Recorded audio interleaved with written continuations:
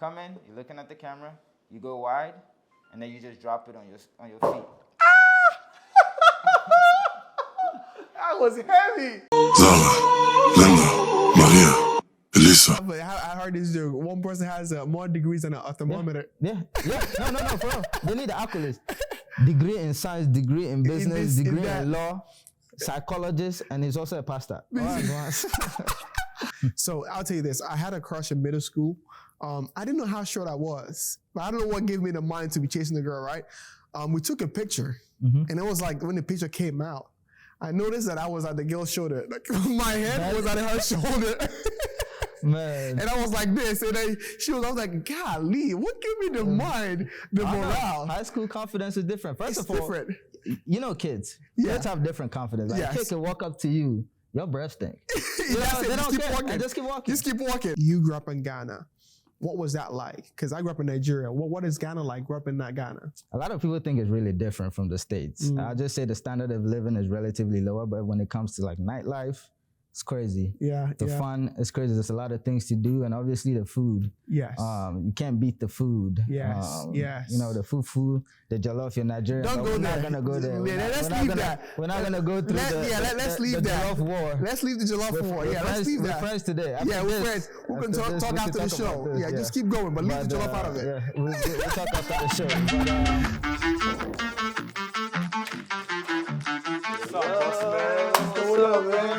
How you doing? Good, man. So this is a crib right here? Yes, sir. This is where I do my cooking. The studio where all the magic happens. Yep. I see you got all the wine and dine. Mostly sweet wine, though. You want some? I'm a sweet wine fan, so I'm going to grab you one on the way out. Yes. Man, thank you for having us in the space. So we're going to jump right into it, just go through the whole process behind the scene of how, the magic happens, everything you got on social media, people liking, commenting, I'm like, yo, that's fire. So we're going to dive into it. So let's go ahead and jump right into it. Welcome to my humble abode. So what has been the longest time for you to shoot? Like in a day where you're like, you know what, I'm trying to get something right, but it's not just right. What has been, have you timed like the longest hour shoot or? My longest video shoot for sure was my Steve Harvey video. Oh, yeah. That was the longest video shoot. So many suits. And the longest edit I've ever had. That's so many suits. It took me about 3-4 hours to shoot. Wow. And it took me about an hour 30 to edit the video. And that was by far the longest video I've ever done. On that note, my next question is, how many freaking clothes do you have? Good question would be, how many closets do I need? Jeez, bro, because like it's crazy. Like how many do you have ever a closet that can fit all those clothes? No, I don't. I had to give out a lot of clothes when I moved to this apartment. My old apartment had a lot of closet space. This one doesn't, so I had to give out a lot of clothes, which I didn't mind, because frankly speaking, it gets to a point, there were some outfits I hadn't worn in like 3-4 years. Wow. Just taking up closet space. Wouldn't that be nice? And I would, you would think so, but. So do you just buy every outfit, or do you get sponsorships? How do you get all these? Do you buy from your pocket, or how does that happen? Some of them I buy. Okay. Some of them I do buy. Some of them I get for free. Okay.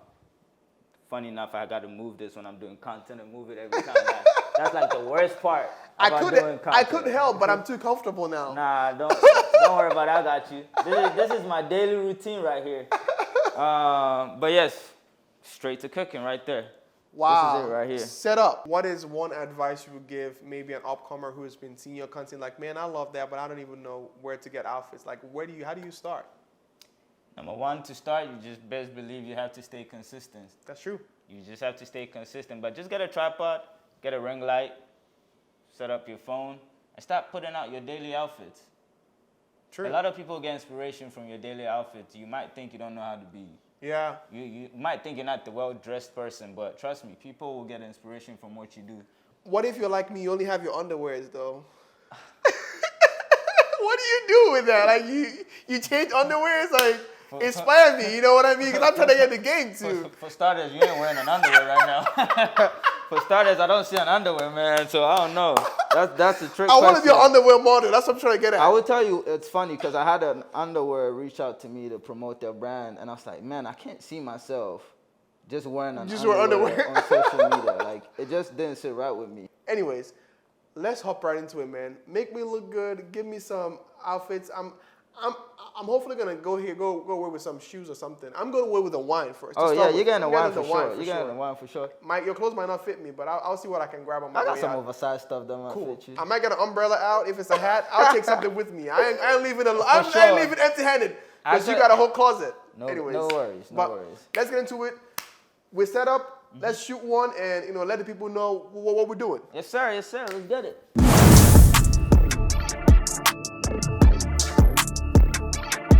Hey, what's up, good people? Welcome to the Student Entrepreneur Show, a talk show that highlights up-and-coming local legends, founders who dare to take a chance on their vision, even when the odds are stacked against them. I'm your host, Deewight, and today, as usual, I bring the best of KC entrepreneurs, people who are doing amazing work in the city. My guest today has been able to reinvent himself, be able to rebrand himself, and value himself at a place where he's always staying consistent. And I'm telling you, I'm always impressed and inspired by whenever I see his stuff. He is, when I mean social media content, social media value, this man is the guy in KC. Please help me welcome the one and only, the most stylish person in Kansas City, the one and only King Deewight. How you doing, boss man? Doing good, man. Good to see you, man. Good to see you. Hey, man. How you doing? I've been good, man. Just staying on my feet, 10 toes to the ground, trying to work my way up to the top. Yeah, you satisfied. Man, you looking good. Man. Thank you. As always. Appreciate it. It's just an honor to have you on the show, man. I've been seeing your work. We've been connected for like, I don't know, four years now, probably more than 4 years, Yeah.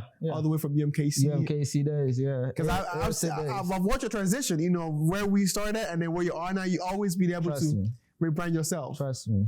A lot of people say that too. Yeah. I mean, it's part of growing up. So yeah. Can't take the past away from what makes you now. And I mean, also like being, an immigrant and seeing that your transition and being able to stay on track, because it's not easy to build a brand, and be able to keep it consistent. It's another whole other level. Yeah. But let's get with it. So for those who don't know who King Deewight is, give them a brief bio of who you are and how you got to where you are today. Okay, so brief bio. I was born in the UK. I was raised in Ghana. My parents lived in the States pretty much their entire life.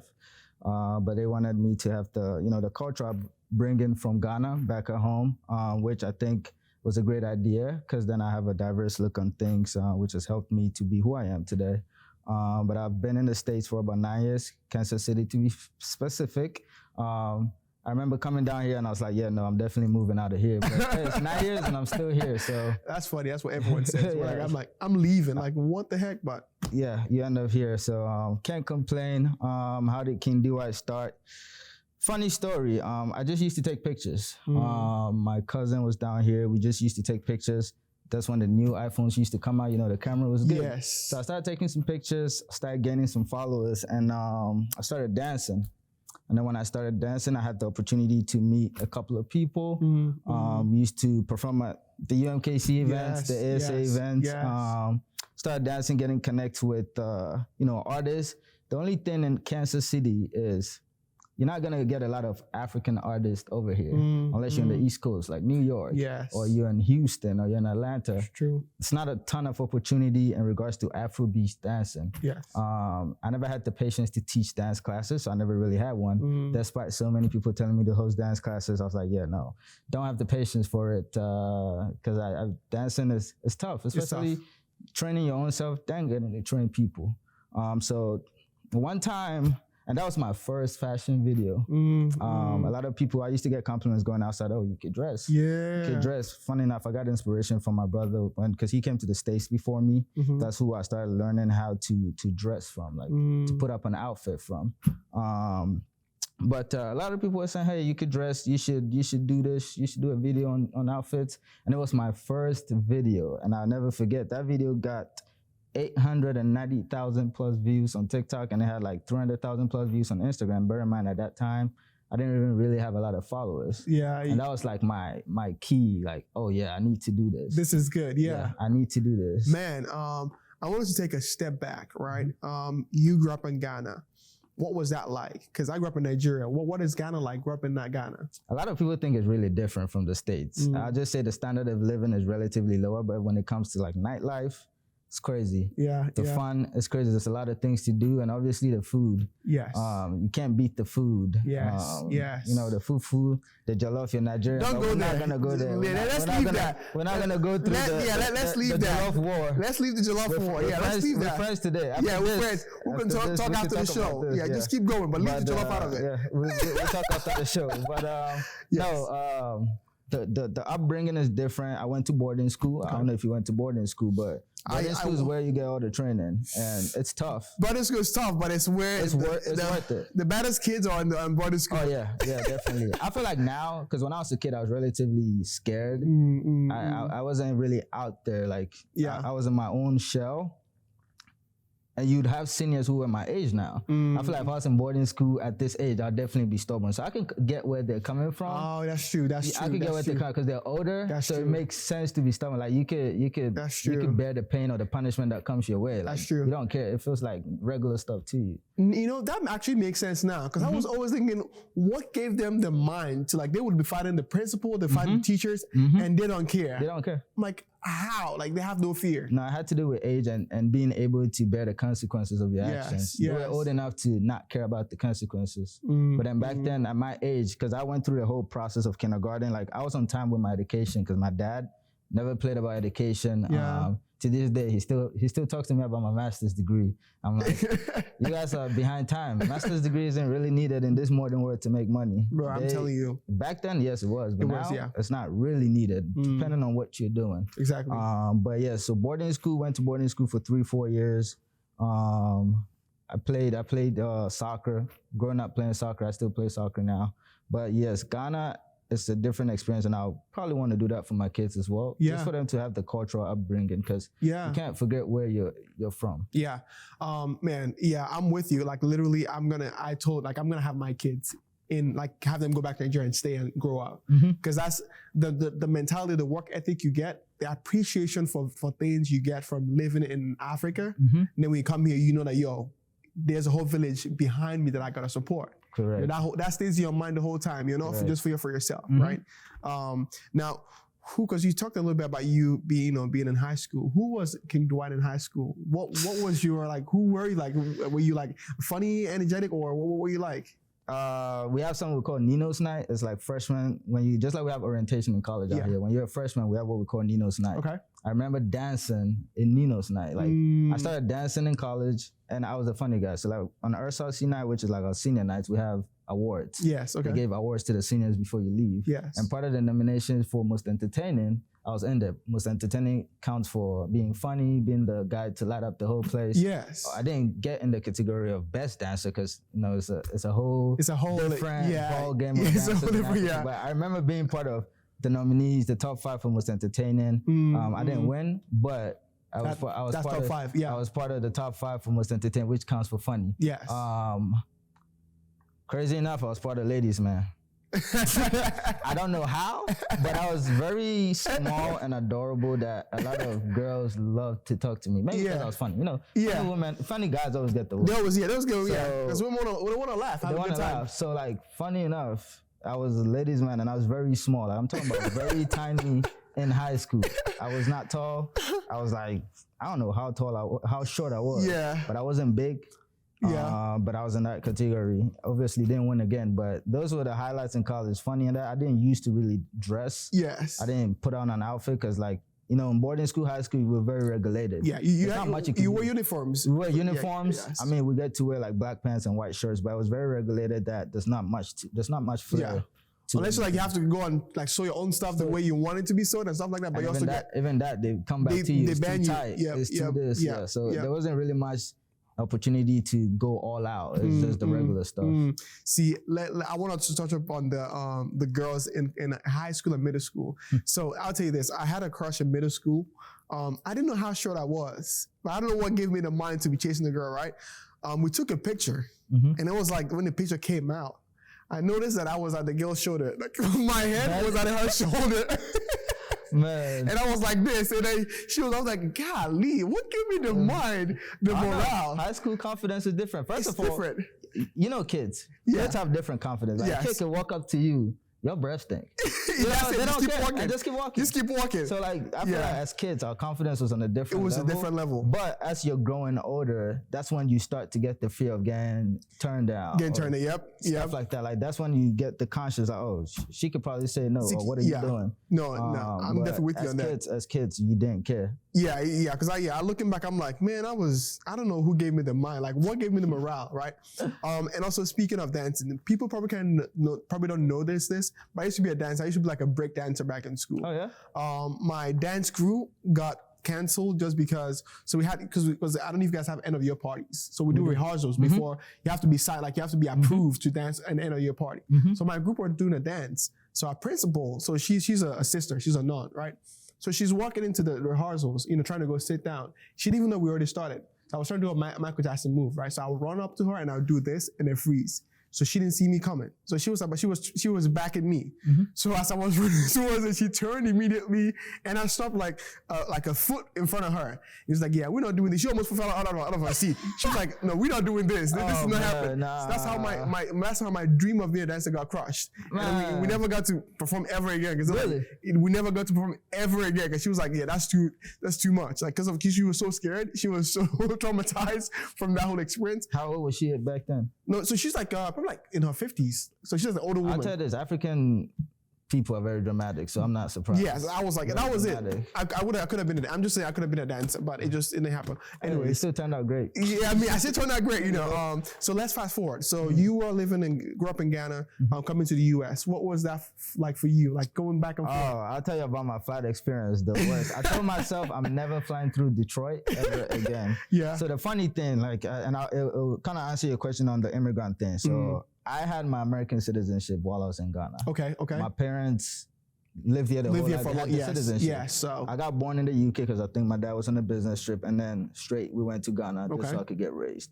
So when I was coming back, I flew with my American passport. Now, obviously, if you're an American citizen and you're in Ghana, they expect you to what? Fly from the United States back to Ghana. Ghana, yeah. You would have a stamp. You would have some sort of record. I had none of it. So when I was flying in here, they thought I was a fraud. Because obviously, I've never been in the States. You've never been in the States, I have a passport. I have a social security. I had dual citizenship because I have Ghana in here. Yes. And they were just like, no way, this guy is real. And my pops dressed me up in a big suit. I was wearing his suit. So you can imagine, I was wearing my dad's suit, and my dad is 3 times bigger than me. I want to see that picture. Listen, when I got here, my uncle looked at me and was like, what is this? I was like, no. Yo. Yeah. I was dressed. That's the picture though, bro. But yeah. Yeah, I didn't take it. I mean, obviously I was frustrated from the flight and everything. Long flight, first time flying by myself. Yeah. But the more I picture, I'm like, man, I probably look like a fool on this flight with that suit. Like this man dressed me up in a suit, giving me the belt buckle out to go through all of it. It was a white pants, big suit. I got here, I got detained for almost 2 hours. I almost missed my flight. It was a suit. It had to be the suit. It had the suit, the passport, the hair, everything about me screamed fraud. Like, this guy cannot be real. Cannot be real, yeah. And again, when I was growing up, when I got here, I was frustrated, but the more, like, I mean, I'm growing up and I'm working and I'm in the industry. I know, like, it made sense as to why I was detained because, like I said, there's no stamp. The only way I was left is they had no record of this guy is not real. Yeah. Everything was legit. But it's like, you have not been to the US. How do you have all this paperwork? It was legit because my dad was just a smart man. Man, you had a 700 credit score coming right. It's like, you never had a card yet. Excellent credit score. It's coming like, showed up here. They were like, how? And I was young too. I flew when I was 16. I don't even know if you can fly when you're 16. Just alone. By yourself. Yeah, I don't know. But I flew by myself. I think we had to go through some paperwork for that. But I flew in by myself at 16. My brother did the same thing. So I don't know how I got cleared. But I remember the last question they asked was, what's my dad's social? And I obviously was like, there's no way I'm going to know my dad's social security. Like, that's his personal stuff. I don't know if you trust me on that level. Yeah. That's typically it's only spouses that share social. Yep. So that's when they let me, they were like, yeah, no, there's nothing on this guy. Yeah, he's legit. Go. And I almost missed my flight. Dang. But you could have been a CIA operative, you know? Probably. They probably thought I was a spy. Yeah, they're like, this guy put up in a two-person suit for one person, and then all of a sudden, I remember my uncle's words vividly. Like right when he saw me, he's like, "What is this?" He said it in our language. I'm translating. In our language, it's 10 times funnier. But like, what is this? I threw that seal like away right away. Didn't keep it. Man, you should put that in a case somewhere. Like you should put it in a case, like in a like a museum or something. Museum, the suit? Yeah, people can go watch and take pictures. 9 years ago, I literally threw it in the dumpster. Dang, you could have. That would have been great. Like where you started to where you are. When I think about it, I probably think I should have kept it, but I do have a couple of his ties. Okay, you can ties. put on. I do have one. Funny enough, the first video that went viral had one of his ties. Wow, yeah, so he was. I remember getting compliments. Yeah, I remember getting compliments on that tie, and some people saying, "Oh, that's a big tie," because it was olden days. Olden days tie, yeah. See, man, I have a lot of like similar stories with you. I wore my dad's coat to an end of the year party. I didn't know how stupid I looked until I took pictures when I got home. Yo, this coat was like 3 times larger than I was, but I was bald. I was like, I didn't care. The confidence was too much. And I had like, I had a bunch of like my classmates, like with the pictures, a bunch of ladies with me, I was looking like a P. You know what I mean? I know what you're talking about. I know what you're talking about. So I know the feeling of having a coat that's not yours, but the confidence is like, confidence just, it's just there. For me, I didn't care. Yeah. I was just coming to the States. Yeah, you don't care whatever you wear. I didn't care what I was wearing. I was just coming to the States. Sweet. Yeah. So like, when you went back to Ghana, what was that like, man? Because I'm like, I was like, yo, I gotta go to Ghana, man. I gotta go have a good time. I've never been to Ghana before, so I need to go and have a good time. We had that conversation. What was that like for you?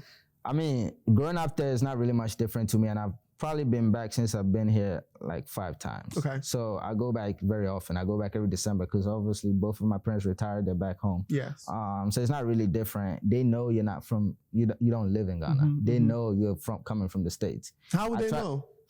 I think they can smell you. Your skin tone probably just changes. I try to speak our native language. I speak Pidgin. They still know. They still know?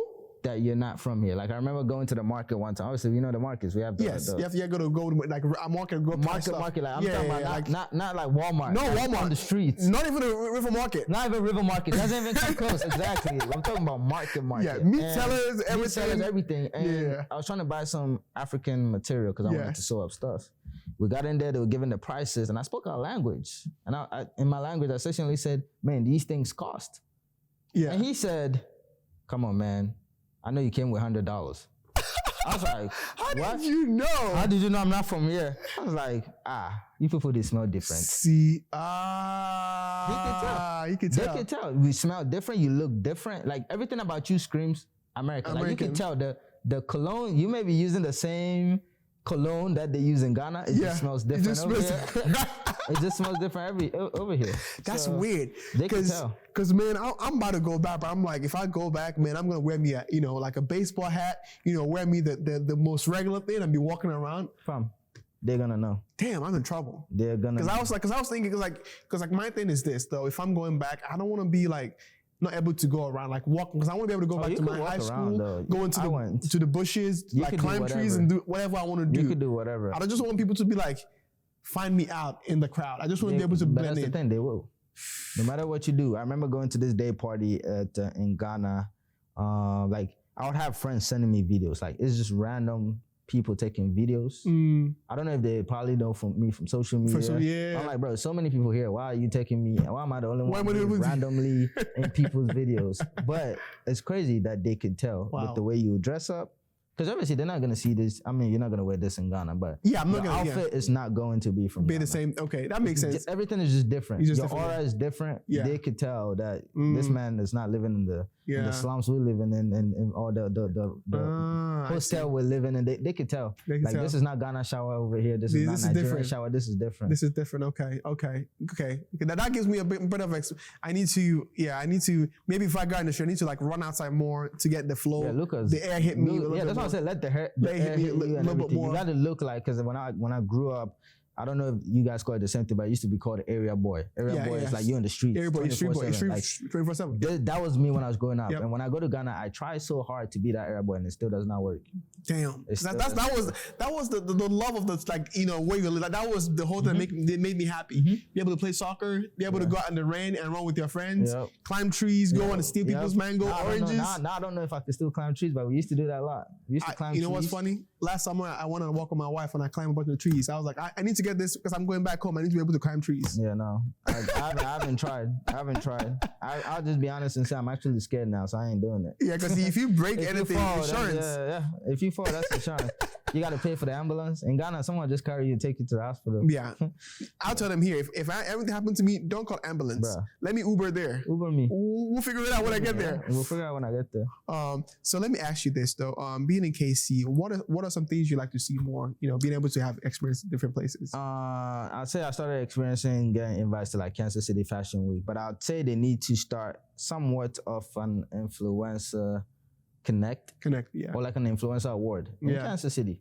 I like what Up Down Nightlife is doing. It's like Kansas City home base. They did it to help with people figuring out nightlife stuff. I like what they're doing. Is that the Up Down Nightlife app? Up Down Nightlife app. Okay, I know the people who started Lewis? it, Joshua and them. I know the people who started it. So like stuff like that. Get more stuff that like get more exposure to what we can do in regards to our age mates as a community, because now social media is huge now. Yes. Content creating is huge now, and they have a bunch of content. There's a lot of content creators in Kansas City. You never think, bro. But I don't know them. But like when you go to like the UK, every content creator knows themselves. True. And the UK is huge. They collaborate. You don't see a lot of collaborations here, but the UK, if you go to Europe, the fashion content creators, they all collaborate. True. Yeah. So let's fast forward a bit, right? What was the process of getting to, so Rutgers, you came here at 16. So were you already done with high school before you got here? A little bit of my background, which I don't even mind sharing. When I came to the States, I think I was 16, yes. Probably hitting 17 a couple of more months. I went to work. I had to work for a year because obviously I had to take the SATs. Yes. So I took the SATs. I applied to Rutgers University because my brother was at Rutgers. Didn't know anything about the college. I just wanted to go to college. So I took the SATs. I passed. Rutgers took me in. But I worked for a year. I worked in a hotel. I was doing housekeeping. I worked as a housekeeper for a couple, and then, you know, in Missouri, if you don't have a car, transportation is hard. The buses really don't run like the East Coast. Yes. Like you have to wait an hour. Like you could miss the bus in the morning.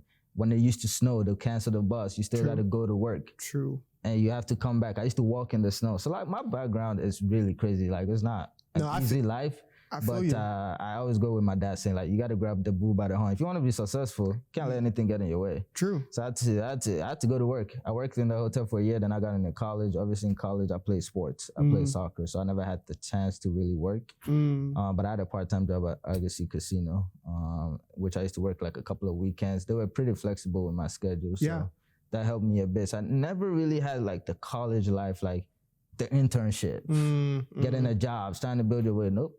But I always had a goal of getting into banking, which I did. Which we'll get to that, because like talking about like I literally had a conversation with a guest on my show about, you know, KC transportation, like how tough it is. Because in my freshman year, you know, I had a friend of mine, like the day I got here, they had to like show me how to take the bus, and I thought it was gonna be like easy, but like if you miss the first bus, you're gonna wait 45 minutes in the cold. So every morning at like, because I had a shift at EMKC, I remember at 5:30 in the morning, I had to be at work at 5 in the morning.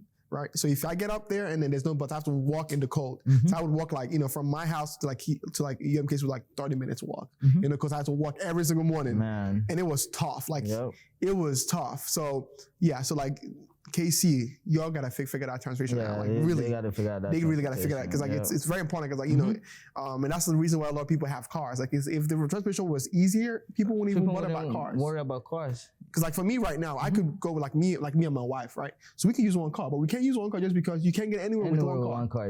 Right? Yeah. Because I don't really need to drive anywhere, because I do videography, I do storytelling, so I don't need to go a lot of places. I just need to be able to get from one place to another, which is not hard. But you can't get in a bus. Yeah, you can't get with a bus. It will take you around the city before you get to where you need to go. Like you literally see the bus passing where you have to be, but there's no stop. There's no stop. Go. I'm like, man. Gotta go around before you come back. Yeah. So you were at Rutgers, right? You playing soccer. What was that like for you? It was different. I underestimated them.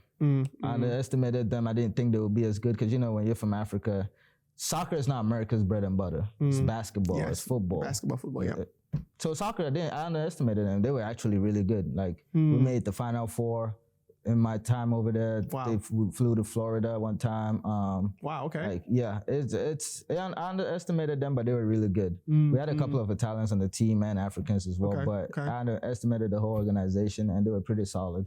we're D2, but we're pretty solid in our division. What was Rockhurst like? Because I went to MKC because I used to walk. I lived on Truce. I would walk through I lived on Tracy Avenue on Truce. So I would walk through Rockhurst to get to school every single day. What was that like going to Rockhurst? I lived on campus, obviously, because I played soccer in the dorms. My senior year, you could rent a house.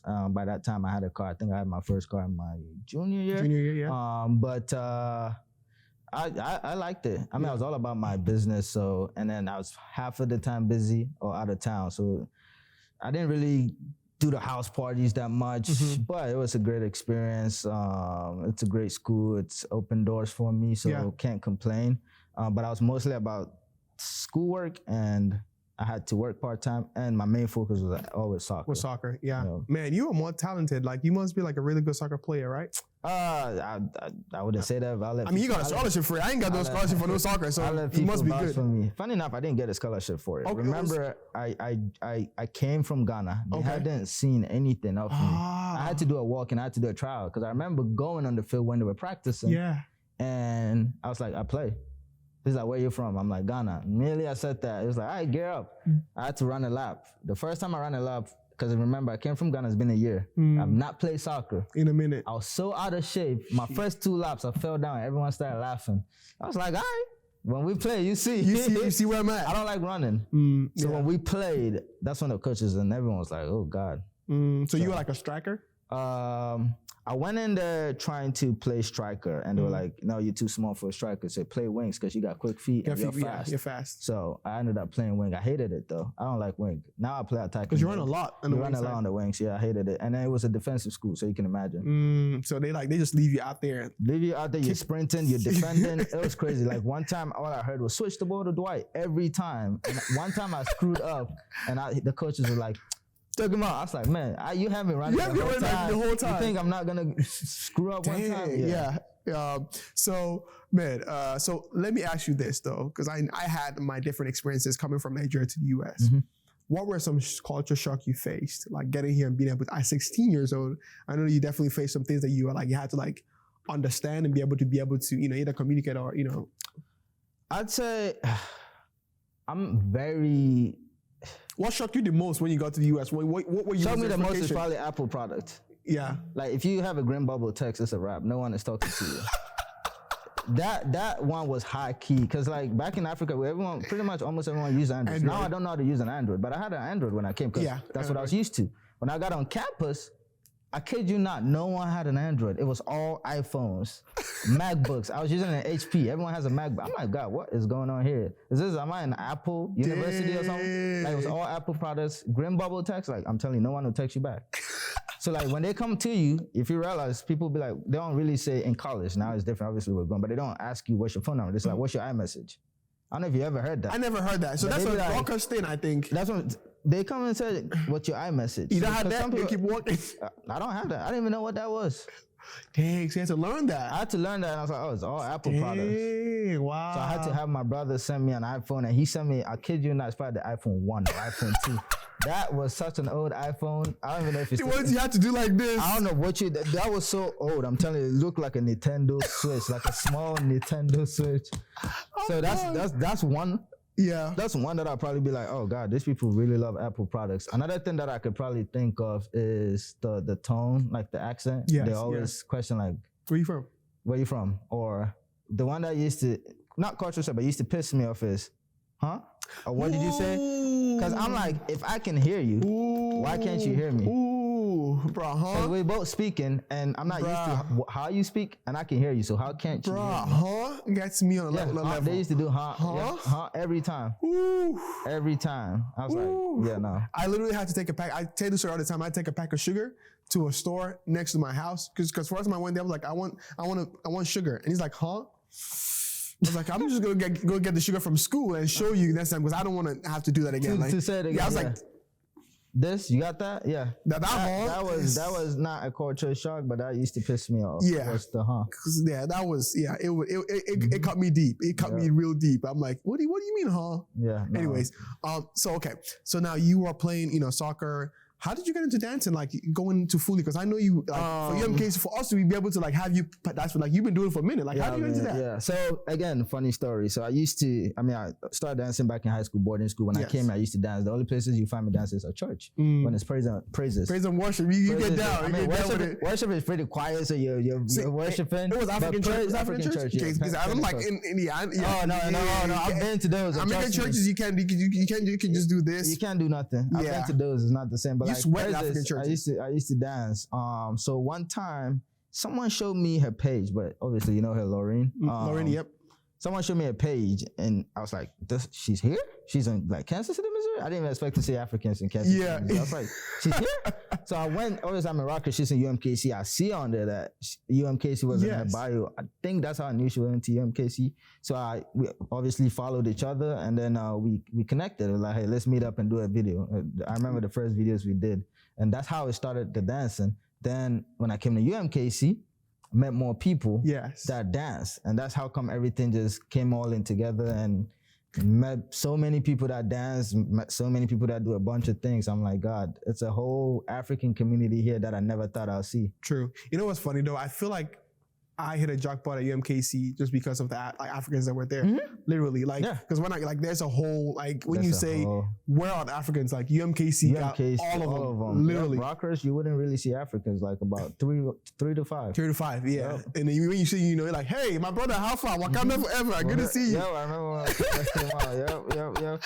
So like UMKC was where it was at. That's where I met you. Yes. That's where I met a bunch of people. A lot of people were definitely from UMKC, man. It was, I'm definitely like, I was lucky to be able to be at UMKC at the time I was. Now it might have changed a little bit, but when we were at UMKC, we were Rockers, like it was a whole, now I don't know what it looks like. I don't know what's going on, but anyways, so you started dancing and you got really into it. What was the time that made you think, man, this could be something I could do more? For me, dancing, I kind of low-key shunned dancing. Like I would say I shunned dancing because when I used to dance, like I said, Kansas City didn't have a ton of opportunity for artists. Yeah. So it was usually new artists, and you'd have artists reach out to you on Instagram. And I like my content on social media to speak volume. So like you have artists reach out to you to a dance for their song, but the song is horrible. I don't want to bust a bubble. I want everyone to make it. How do I tell someone I don't know? I'll be much more comfortable telling someone I know, like, hey, this is not good. But for someone I don't know, I can't tell them it's not good. Yeah. So I just keep quiet. Sometimes I ignore it, or sometimes I don't respond, or sometimes I purposely name a huge price. That way they don't respond. That's my way of getting out of the light of, hey, can you do this for me? Yeah. So like dancing here was tough. I was like, I'm not making money from this. I need to be able to make something. People make money off social media. So I'm like, I need to make something. And that's when I was like, fine, let me give the fashion a shot. Give the fact, because I have a whole bunch of outfits I probably haven't worn in 3 years. It's just hanging in my closet. Sometimes I give it out to friends. I give it out as donations. I have clothes I haven't worn. So that's how I started, with clothes I don't wear. I started the first couple of videos, and fashion has rewarded me more than I thought it would, which is why I've just stuck with it. Wow. I have people who always say, hey, do a dance video, which is why I try to do it here and there, just a little freestyle. Yeah. I mean, I love dancing, but I don't really do so much anymore. Yeah, so you saw an opportunity to be able to do, go into fashion as opposed to dance just because the market wasn't there. Where did entrepreneurship start for you? Like, did you have a like, was your dad an entrepreneur? Like, how did it start for you to be able to transition into being an entrepreneur? My dad wasn't. He wanted to be. He tried to build a bank in Ghana, but obviously, back home corruption is it's a lot. It's at the utmost high. Yeah. I mean, he does own a church now. But it started for me when I realized that there's a lot of money to be made. There's a lot of opportunities here in the States that you have to be able to create your own way. I believe opportunities can come your way, but sometimes you have to make them. True. And if nothing is holding you back, why not take that risk? Why not just take that lead on to make something happen?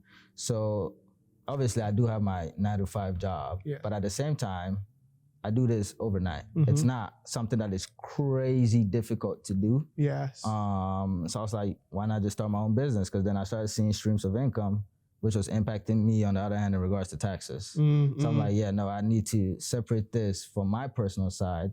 That way I'm not getting hit on when it's tax season. Yeah. So, which was what led me on to setting up a business, being my own boss in regards to that sense of generating wealth as a content creator and also helping people be content creators. Wow. All right. Okay. Cool. So, about to shoot, make the magic. Sweet. So what am I doing? It's relatively very easy. Okay. Number one, you got to remember where you stand. Okay. So sometimes I use coordinates. I'm like, okay, did I stand here? If I stood here, I make sure to come back and stand right here. So just remember where you stand. He said coordinates. A lot of math. A lot of math. This is when math comes into play. Okay. So and then the 2 shoes. Okay. So usually it depends. If I have 1 shoe, I usually just go like that. Not too hard because you see I got slides on it. Okay. Heavy ass. This is a heavy, it's heavy. So go wide, and essentially all you're doing is dropping it to your 2 feet. So that's some calculation right there again. Okay. You want to make sure it's not too far away from you. Okay. All you do is you go wide. So you close it. You close it. Yep. And then you go wide. You go wide, and then you drop it. Before you drop it, this is practice. Okay. But I'm always focused on the camera because you gotta be looking at the audience. Okay, so you look at the camera, okay. Exactly. You come in, you're looking at the camera, you go wide, and then you just drop it on your feet. That was heavy. Nah. Sheesh. All right, cool. Just drop it on your feet. I have to drop it on my feet. I'm scared, bro. I'm scared. I'm trying to. Okay, cool. Hey, don't wake up my neighbors, man. We gotta That's do a this. sacrifice. All right, let's do it. Let's do it. So Okay. you go, walk in, you look into the camera, just calculate your feet. Right there, your feet is right there. So Okay. you're in perfect position. You open it wide, and then you can come back to it. Sometimes I go wide, and then I come back to where Okay. my feet is. Or you can just go as far as your feet. But it looks nicer when you're wider, and then you come back. come back, okay. And boom. So acting mode. Eyes focus on the camera. Your acting face. Let me see your acting face. Shit, now I'm about to laugh. Okay. Acting face. Just look like you're in the mood. No smiling. Focused. Okay, cool. All right, you ready? Let's go.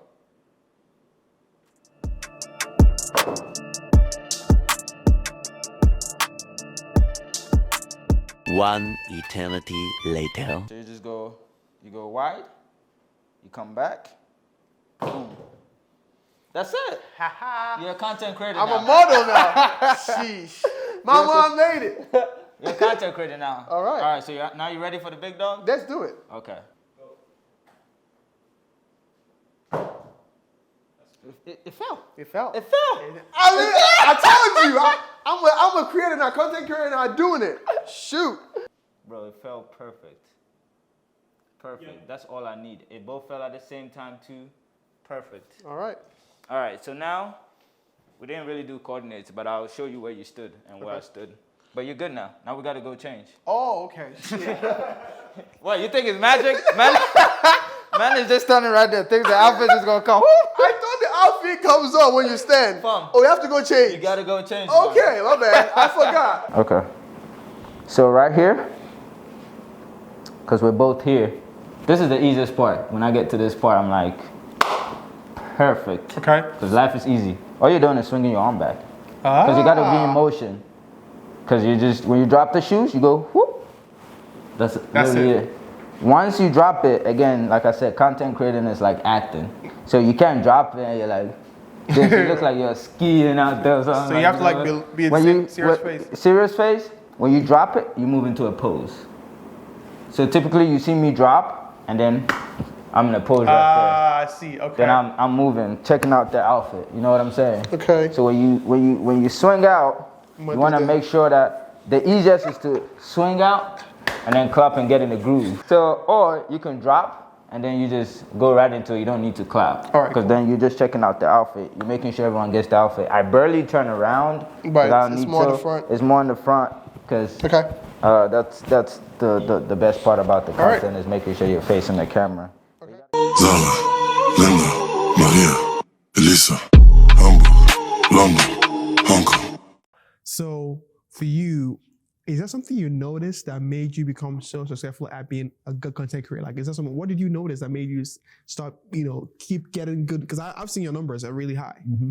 Now the algorithm sucks right now, but it's just making great content, staying consistent, never shy away from getting your friends involved in sharing and commenting.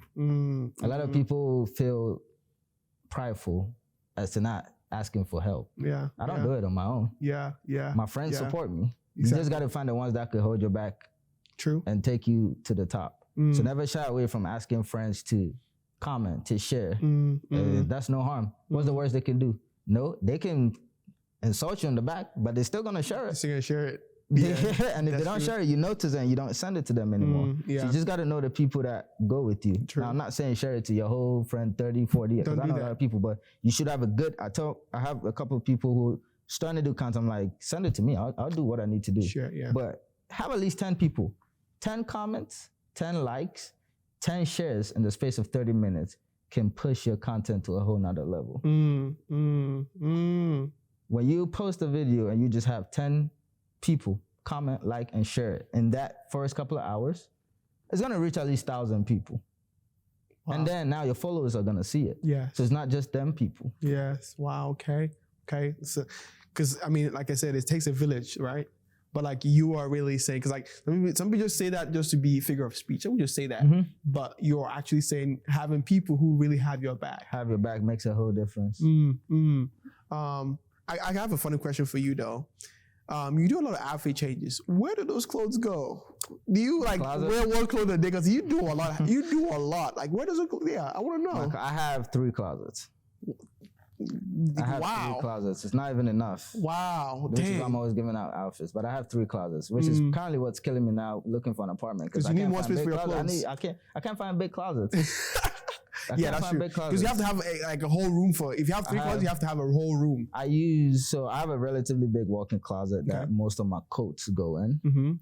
Then I have 2 closets in my room. Okay. One has like some jackets, some sweaters, my joggers, sweatpants, and then the other has more official clothes like suits, shirts, That's a lot of clothes. Dress pants, jeans, and then the shoes. Shoes, some of them actually have to end up outside or like on a shoe rack. So it goes into a lot of, but I try to give out as much as I can. Like I said, I have clothes that I look at every day and I haven't worn in 3 years. I'm like, bro, you gotta go.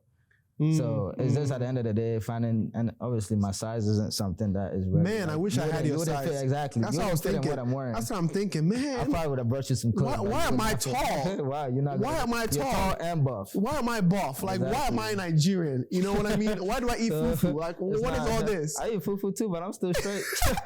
Dang, I need to shrink myself because I could have had a whole closet. So it's hard to it's a lot of clothes, obviously, and now I'm starting to see a lot of more giftings. Like this was sent to me. I didn't buy this. I didn't buy this. Wow. This was sent to me by. It's a brand called His Column. Funny enough, to doing content, you realize there's a lot of clothing lines out there that you never thought about that actually have pretty nice stuff. Yes. But this was sent to me by His Column, and I was like, oh, this is pretty dope. It's really fire. Like the material is really the fabric material, really and nice. I like the fact that it's a 2-piece. It's not like your regular tracksuit. It has the zipper. I was like, yeah, this is nice. Yeah. So man. Dang, okay. So I'm happy you touched on that. So most of your clothes now, you get it as a gift. I get it as a gift most of the time. Or if it's a brand I'm working with, obviously I pick out the outfits and then they send it to me. So those are kind of like work. It's for brand advertisement. But again, it's still free clothes because I never paid for it. And I'm getting paid to do an ad for them. So I don't recall. I'll tell you, now I spend more on probably like shoes, but I don't remember the last time I actually bought an outfit. Wow. So you got into that level. Yeah, I don't remember the last time I got an outfit. What was the budget for you? Like, what was that? Like, what was that for you? There was no budget, but when we were in college, stuff weren't as expensive as it is now. I used to shop at H&M and Forever 21. I don't remember the last time I shopped. It's been like 4 years. I haven't shopped it since I got out of college. Or right before I got out of college, so like 2018. What are we? 2023. 2023. 5 years. Yeah, 5 years. Yeah.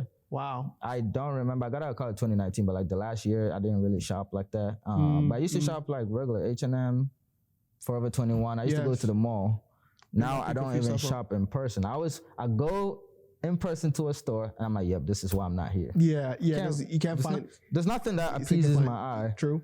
Out there, and whatever does just has some crazy price for. I'm like, not for you. It doesn't make no sense. This not for you. So that's why I used to shop. I used to buy clothes. What was the budget? There wasn't really a budget. When I had the little money I had, because I wasn't paying bills, I just go shop.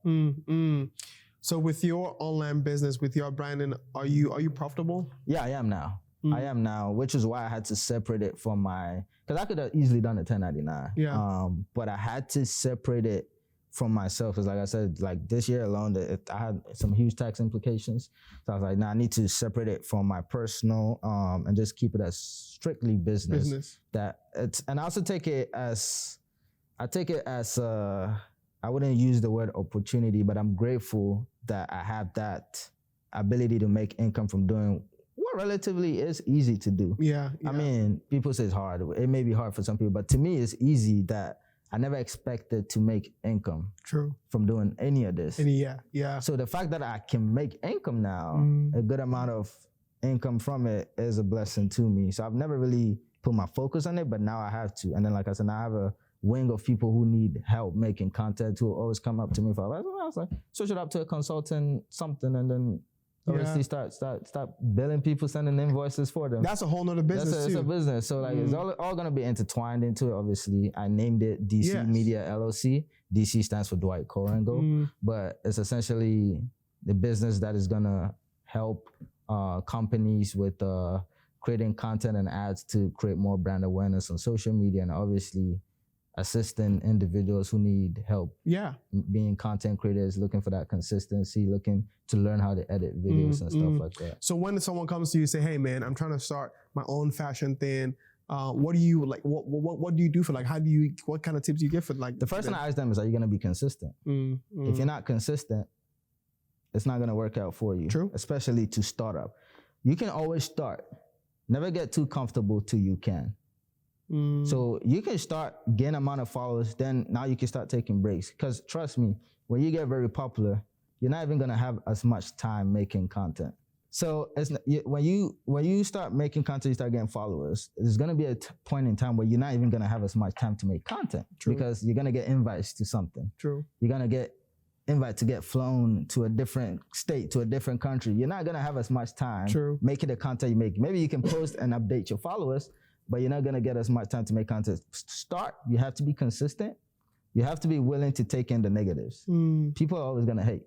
If you're not mentally ready to take insults, hatred from people that you don't know, I always tell people, you don't know them. And guess what? They're coming as to your numbers. It's giving you a wider audience.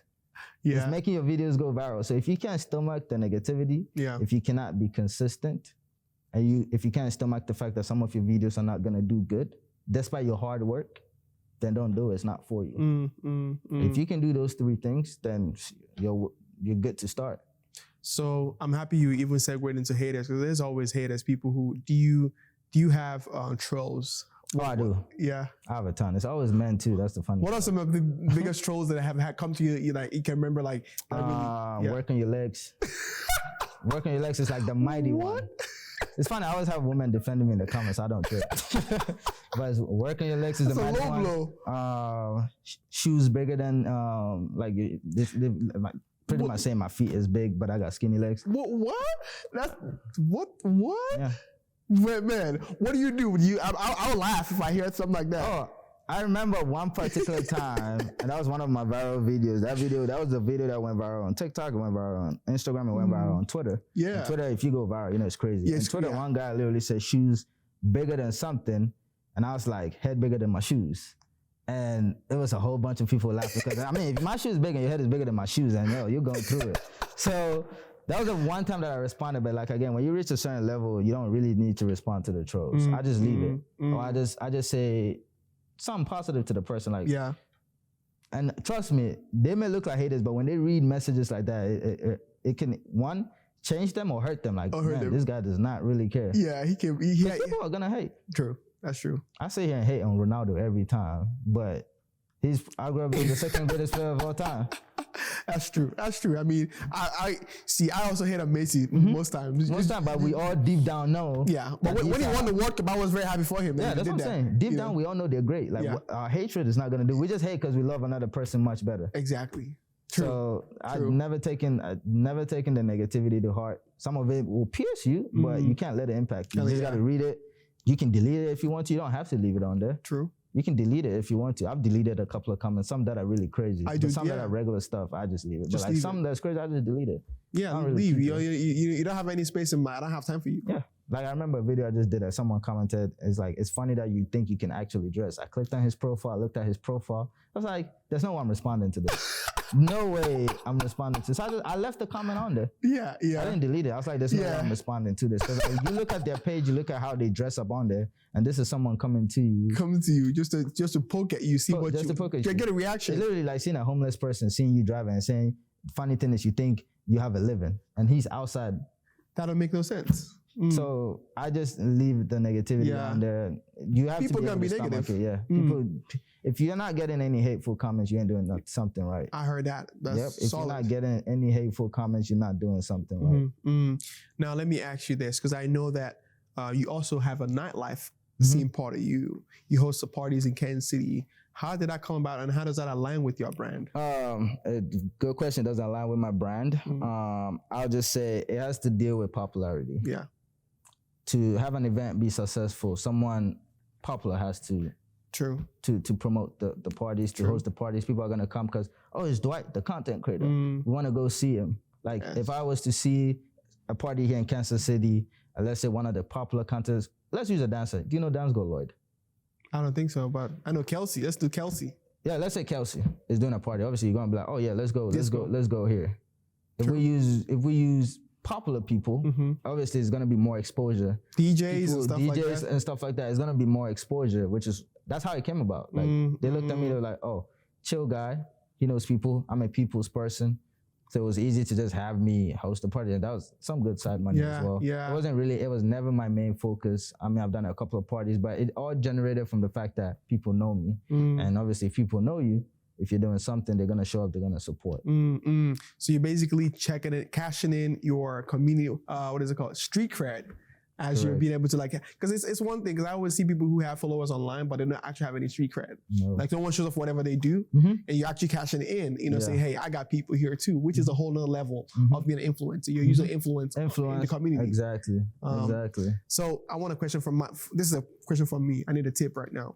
If I'm putting a video up there and it's doing 100 views, what am I doing wrong, man? You're not doing anything wrong. I'll say maybe change the times of posting. But you're not doing anything wrong. Now the algorithm sucks right now, but like I said, consistency. How often do you post? Yes. If you're consistent, it's gonna start showing. But if it's something that's once in a while, and you don't have the followers to back it up, it's not gonna do as good. Which is what I'm saying. You have to be consistent now to not be consistent later on. Because when you've acquired all the followers, now you can post twice a week if you wanted to. Yeah. They're still gonna see it. They're still gonna see it. But if you don't have that audience, with the way social media is set up now, no one is gonna see it. Now we've heard all the complaints. Like your friends don't even see your post. Yeah. With the way the algorithm is set up. Yeah. So if your friends are not seeing the post, who's gonna see the post? That is so true too. Because back in the Instagram, once you have a post, everyone sees it. They see like they keep reminding them to go like it. Go like it. Everyone sees it. But now they got all kinds of people on my Instagram. People I don't know. Who I don't want to see. That I don't want to see. I don't follow this guy. Why is he on my page? This is me every time. Boom, not interested. Yeah, like why is he on my page? Who is this guy? I'm like, I get surprised. I'm like, how do this guy come on my page? Anyways, so another question that I have is, when it comes to influencers, they always say post 3 times a day, 4 times a day. What is your thought on that? 3 times a day, if you don't have a niche, that's 3 times a day. That's you just standing at the camera, just vibing and showing positive vibes. Yeah. I believe in posting at least 4 times a week, 3 times minimum. But 4 times a week should do you. Give yourself a break for your content that you just posted to get some more views. Yeah. You don't want to keep back to back, because back to back, you also run out of content. True. Now, out of clothes too. And out of clothes. Especially but for you would, because you have like 10 closets. So you good. I hope not. You good. I hope not. But like dancers can post every day. Yeah, they can. Yeah, there's always music. That's what I'm saying. It depends on your niche. Dancers can post every day. They can post 3 times a day if they wanted to. Yeah. Dancing. Don't need to do nothing fancy. True. They could just dance, do a freestyle. You can only have so many motivational speech. You can have so many, like you're gonna keep repeating the same things. So like clothing, stuff like that. There has to be a break in between. It could be 4 times a week, 3 times minimum.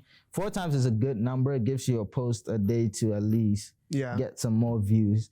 But you don't want to keep doing it every time, because even doing it every time now, the style may look the same, and they keep saying the same thing. Because you have a fresh, bro. I see a video you did one time that really blew me away. You had an umbrella. You popped the umbrella out and you changed your outfit. I was like, yo, I had to show him. I was like, yo, you're gonna see this guy's another level with it. You know what's funny? Like I said, those videos are relatively easy. Like it's one of the easiest things you could do. Dang, You can even do it here with a guest you have. Oh, we gonna have to figure out how to do that because I was like, I have to share to my friends like, you gotta see you. This guy's on another level. He did the thing, he moved. I was like, whoa. It's relatively easy. It's very easy. Like let's just say I'm wearing this outfit. I pop out an umbrella and I just do this. I go change. I do the same thing again. I just edit it. That's it's crazy. Relatively easy. That was crazy. Transition videos are practically my easiest videos. Dang, that was, man. That's some skill right there. I was like, that's some, man. Yeah, I mean, it started rough where editing didn't, but now editing is clean. It's clean. It has to be clean. Yeah. But like when it started, obviously, when you start doing something new, you're not perfect. It's gonna be rough, but it's relatively easy. Yeah. It's not complicated. It looks complicated, but it's not. It's because you put in your hours into it, so it's easier for you. It's easier for you. Not for me. And I want to stay, funny enough, I want to stay that way because I have followers who send me videos. I don't know if you're starting to see these videos, but like you have people jumping and the outfit is switching up. Oh yeah, I've seen that. I was like, that's not my forte. I've seen that. Like I've seen whenever they do challenges like maybe a Tiwa Savage song and then people are just like jumping and doing. Oh yeah. The Nigerian doesn't. It's like a Nigerian girl, some African guy. They do that. Pull, he switches.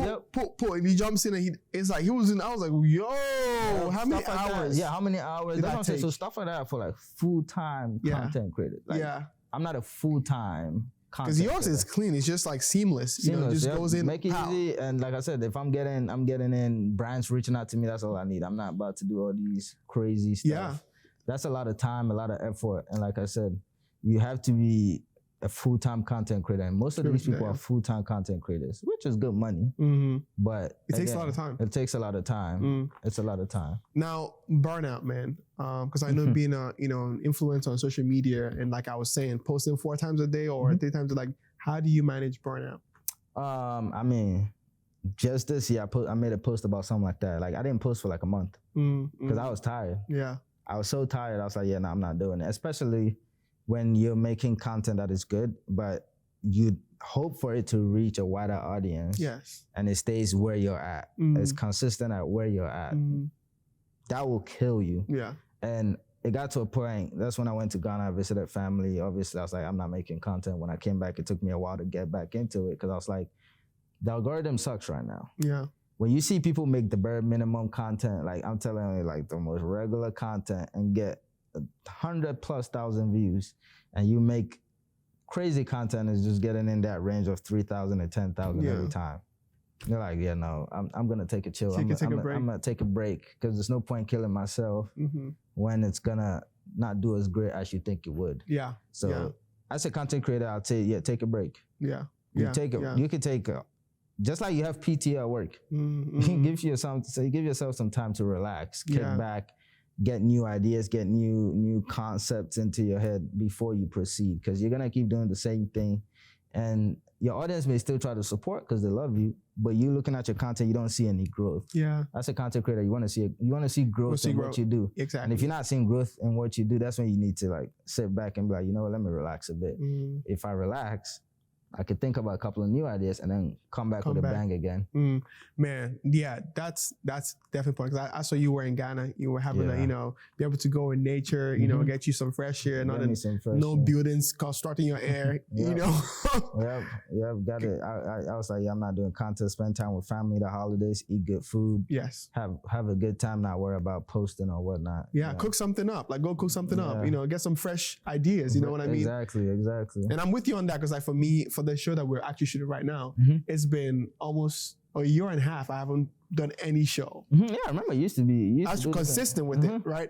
And I took a whole year off, and that wasn't because I wasn't rented. I was literally building. I was cooking up, and like we're really working it right now, right? Great. It's like you have to have time where you like step out of it And people are like, where did he go? Where did he go? Exactly. What's he cooking right now? Exactly. And you hit him with a boom. You know what I mean? Exactly. And I'm with you on that. Like, take a step out. There's no pressure in it. If you're building, especially with what you're doing, you got to be excellent at it, right? Yep. You don't want to be doing any regular stuff. That's what I'm saying. You don't want to do regular stuff. You don't want to be always repetitive. You don't want to change keep the game with the cooking it. umbrella. Change the game. Let them know. Change the transition. Change the outfits. And at the end of the day, like I said, you have to influence people. True. So if you're not influencing anyone, if people are not sending you DMs like, hey, where did you get this? People are not asking, where did you get, you're not doing something right. And I'm not the kind of content creator, because you see a lot of people always gatekeep. They want to share what they got. I'd be so confused why they gatekeep. Because first of all, you don't even know where these people is at. True. And they could thank you. They could tell someone like, hey, he was the one who put me on. I don't know why some people gatekeep. I'm all about helping people. Yeah.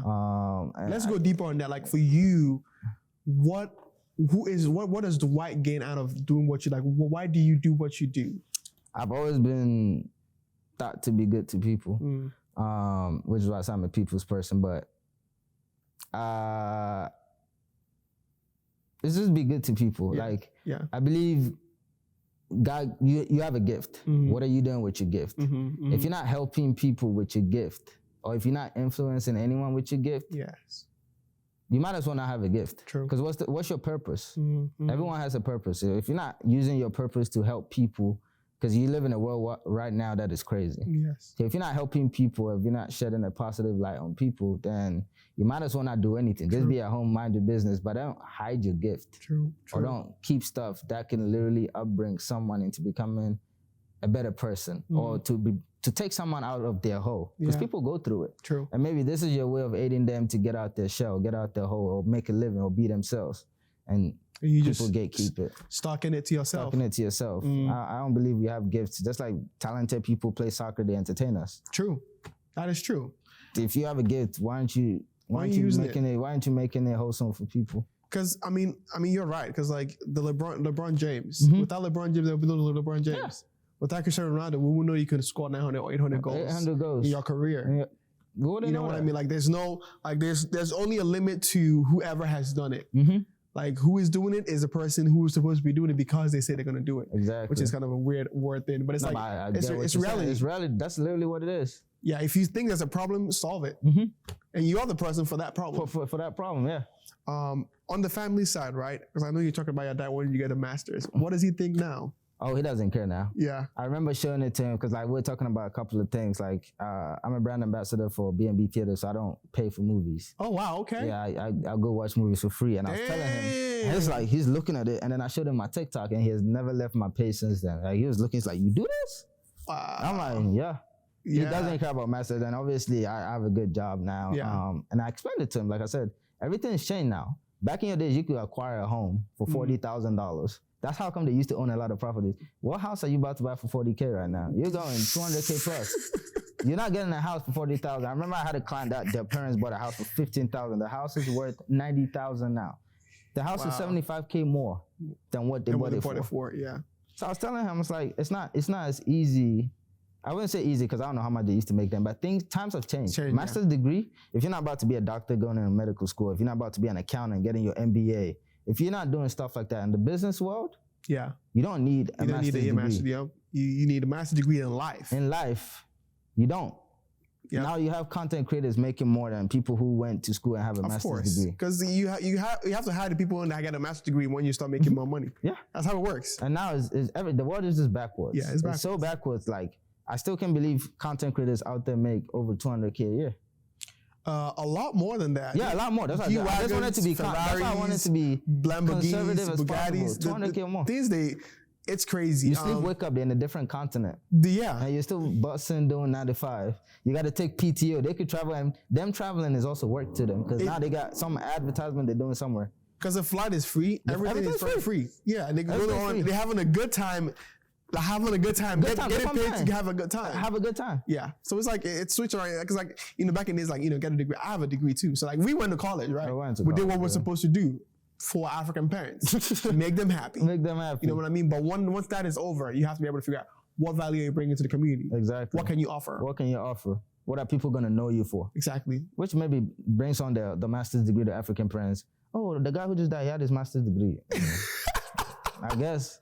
I think that's what brings the African community value, master's degree. Yeah, because they had a master's, he had this, he has a PhD. He has a PhD, he has a doctorate, slap the doctor, everything. They need the names. Say I heard this, one person has more degrees than a thermometer. No, for real. They need the accolades.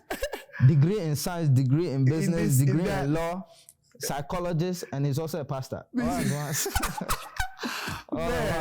need the accolades. True. They don't know the world doesn't operate that way anymore. True. Yeah, it's a whole different industry right now, because right now it's more about what influence are you making where you're at, or wherever you're at. You have to be influential in some way, or whatever you're doing. Whatever you're doing, bringing value through that.